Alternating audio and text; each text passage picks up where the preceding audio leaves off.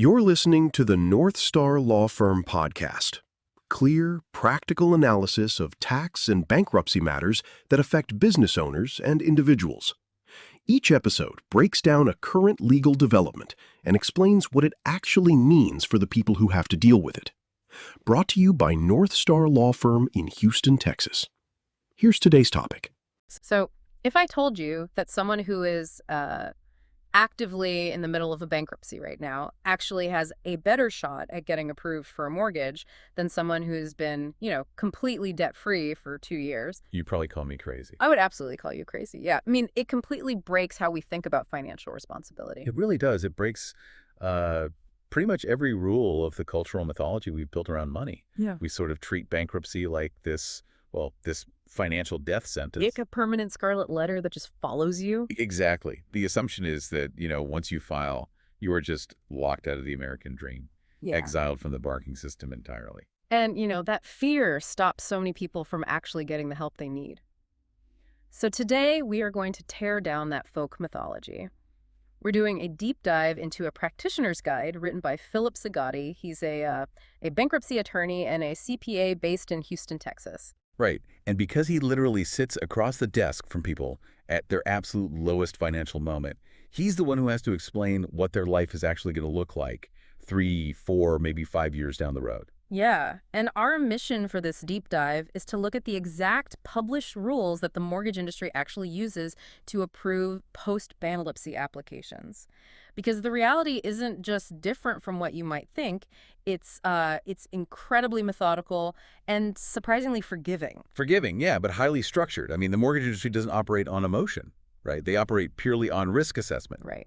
So taking advantage of their willingness to forgive, well, it requires understanding how an underwriter's brain actually works. You have to know the rules of the game to play it. And that starts with understanding that not all bankruptcies are the same. Yeah, because Zagotti draws this massive line in the sand between the two main types of consumer bankruptcy, Chapter 7 and Chapter 13. Yeah, because the specific type you choose to file is going to echo through your financial profile for a long time, long after the paperwork is signed. So let's establish that foundation. Most people hear bankruptcy and just picture like a judge banging a gavel and marshals hauling away their television. Right, the classic movie scene. Exactly. But Chapter 7, the one people usually picture, is a liquidation. How does that actually function? Think of Chapter 7 as a trade. So a trustee is appointed by the bankruptcy court, and their job is to look at everything you own. And they have the authority to sell off your non-exempt assets. To pay creditors? Yeah, exactly, to distribute that cash to your creditors. And in exchange for surrendering that property, you receive a discharge, which is a legal erasure of most of your unsecured debts. Like credit cards, medical bills? Personal loans, yeah. And the timeline is fast. You can be in and out of a Chapter 7 in just a few months. And the terrifying phrase in there for anyone listening is sell off your assets.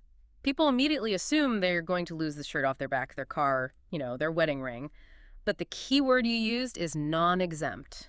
That word does an enormous amount of heavy lifting. I mean, exemption laws vary by state, but they're designed to protect your basic ability to live and work. So you don't end up on the street. Right. They protect a certain amount of equity in a home, vehicle, your clothes, your retirement accounts. The reality of modern bankruptcy is that in a huge percentage of Chapter 7 cases, the debtor loses absolutely nothing. Because everything they own falls safely within those legal exemptions. Exactly. But the structural point still stands. Chapter 7 trades assets for a fast, clean discharge. Still, the core mechanism is a fast erasure of debt. But you generally only get to use this option if you have limited assets and your income is low enough to pass what's called the means test. Right, the means test. I want to pause on that because the means test is essentially, the bouncer at the door of Chapter 7. It's a mathematical gatekeeper. The court basically looks at your average income over the last 6 months and compares it to the median income in your state for a household of your size. And if you make too much. If you make significantly more than the median, the law assumes you have the means to pay back at least a portion of your debts. So the bouncer kicks you out of the Chapter 7 line and points you toward Chapter 13. Okay, so Chapter 13 is the alternative. And this isn't a liquidation where things get sold off. This is a reorganization. It's a fundamentally different animal. In Chapter 13, nobody is touching your property. Instead, you commit to a court-supervised repayment plan that lasts anywhere from 3 to 5 years. So you're paying them back slowly. Yeah, funded out of your future income. Every month, you send a check to the trustee and they distribute it to your creditors. Over the life of the plan, your creditors get a portion of what they're owed. And only at the very end of those 3 to 5 years is the remaining balance finally wiped clean. And people end up here because they earn too much for Chapter 7, or, maybe they fell behind on a mortgage and want to save their house from foreclosure, which Chapter 13 lets them catch up on over time. Exactly. Or they have assets they would lose in a liquidation and would rather pay creditors from their income than surrender their property. Okay, let's unpack this.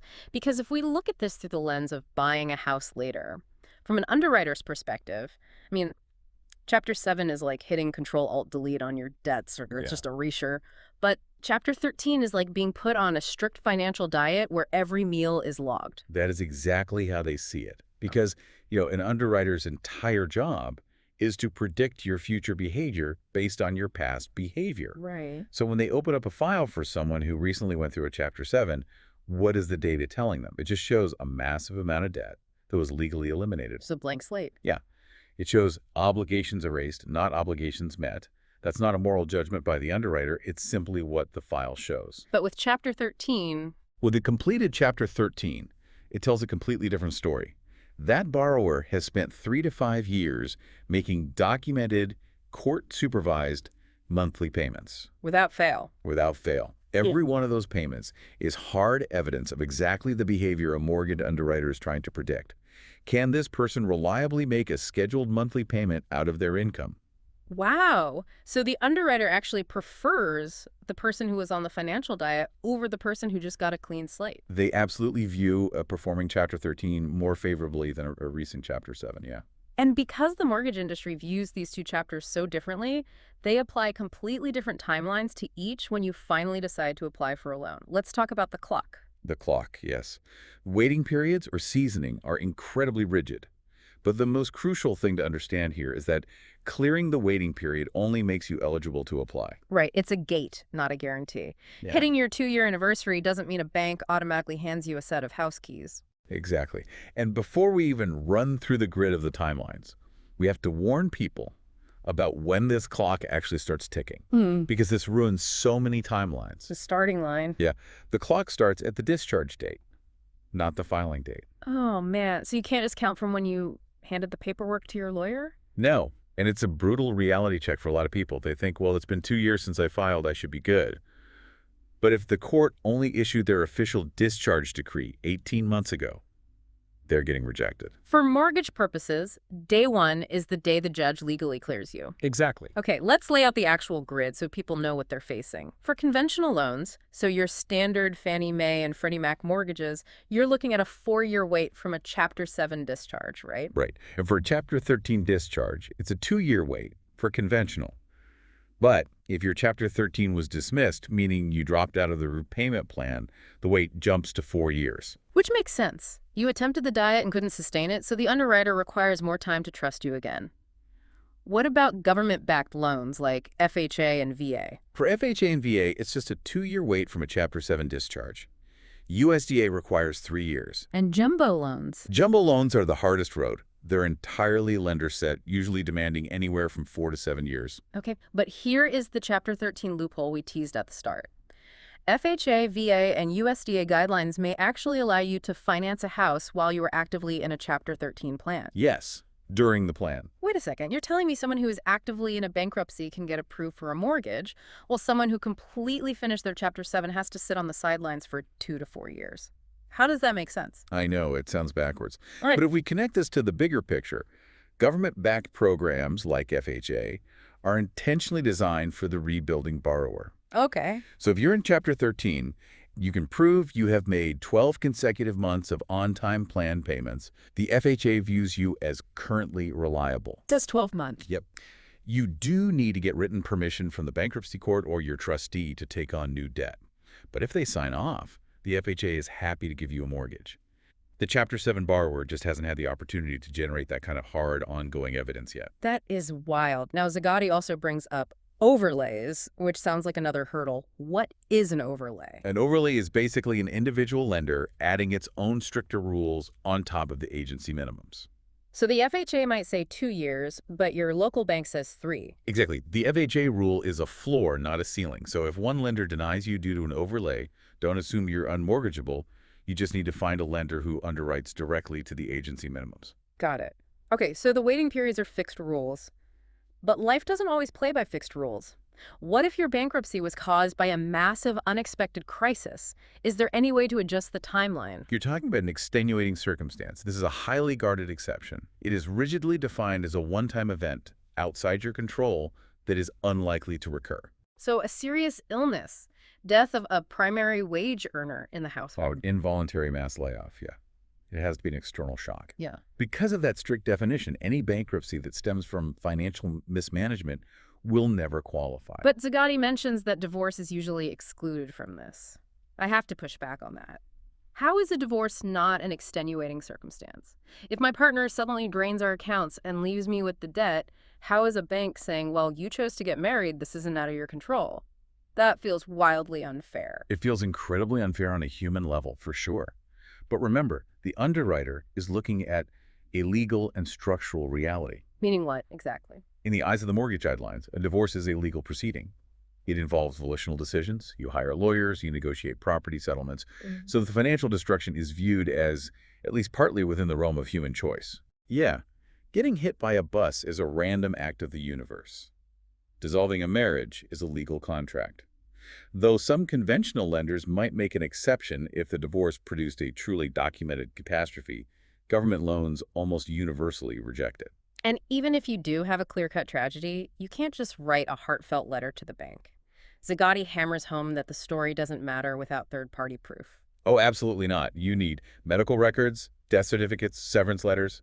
Without paper evidence, your story doesn't exist. Which brings us to manual underwriting. So manual underwriting isn't a VIP fast pass line at an amusement park that lets you skip the wait.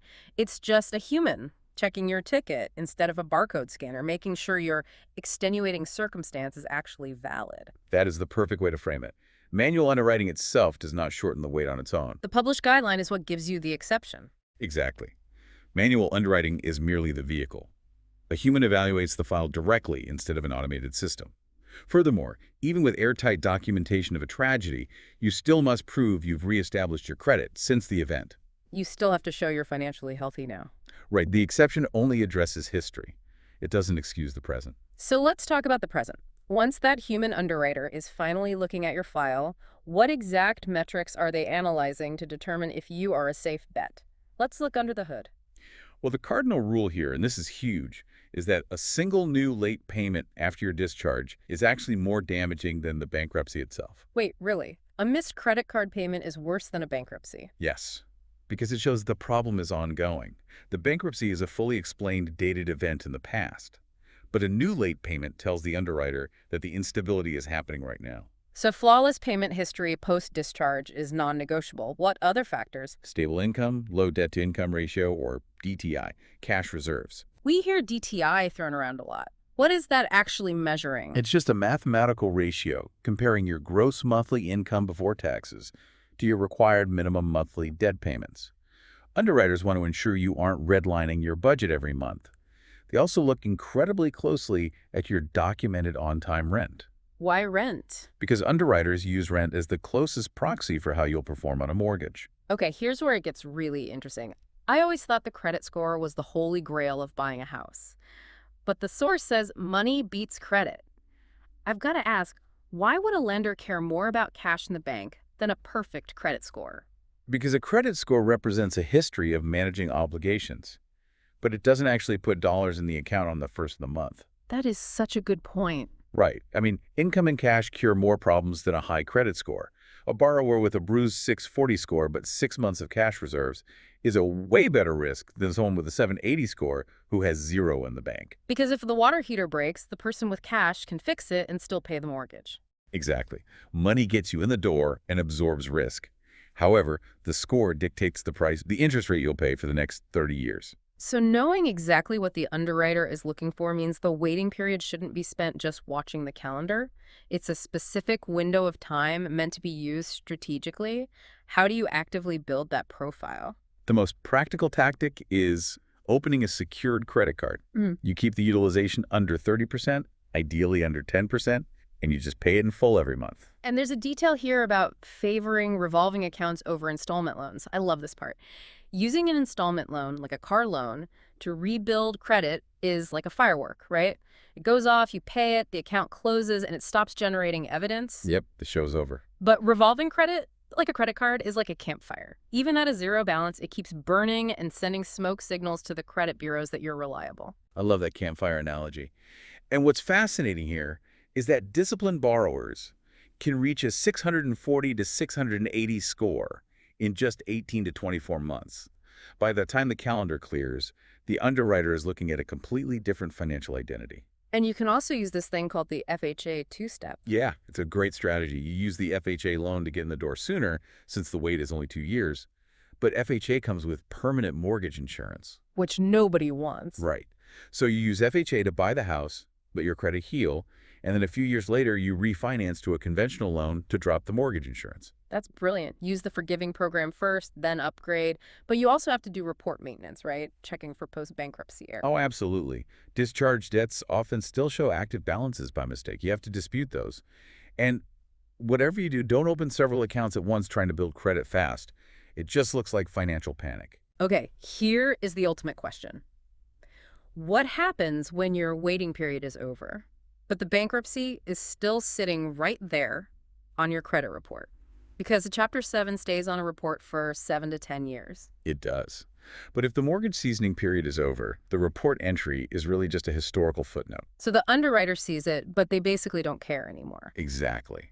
The credit reporting timeline and the mortgage seasoning timeline run on two completely different tracks. The bank is entirely focused on the strength of the recovery you've built.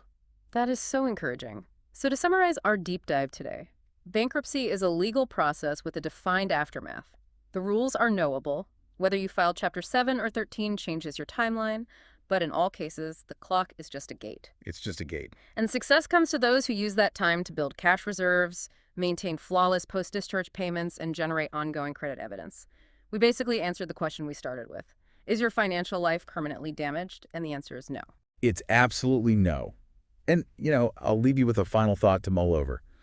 The mortgage industry is entirely obsessed with mitigating risk. Completely obsessed. Yet even they have built mathematical, objective systems to completely forgive a bankruptcy in as little as 2 years, based entirely on new habits. Wow. Yeah. So if the most risk-averse institutions on earth are willing to wipe the slate clean and trust a documented comeback story, how might applying that same objective evidence-based forgiveness change how we view our own personal or professional failures? That is such a profound point. We treat our own mistakes like a permanent bad tattoo, but maybe it's time we start looking in the mirror and giving ourselves the same objective forgiveness a bank would. Thanks for listening to the North Star Law Firm podcast.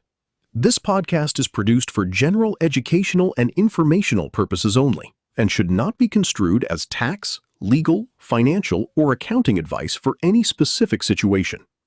Listening to this podcast does not create an attorney-client or CPA-client relationship with North Star Law Firm. Tax and legal outcomes depend on the specific facts of each matter and on applicable state and federal law, which varies by jurisdiction.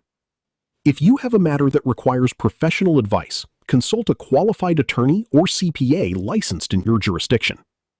For further inquiries or to start a conversation, visit us at htx-legal.net. Copyright 2026 North Star Law Firm. All rights reserved.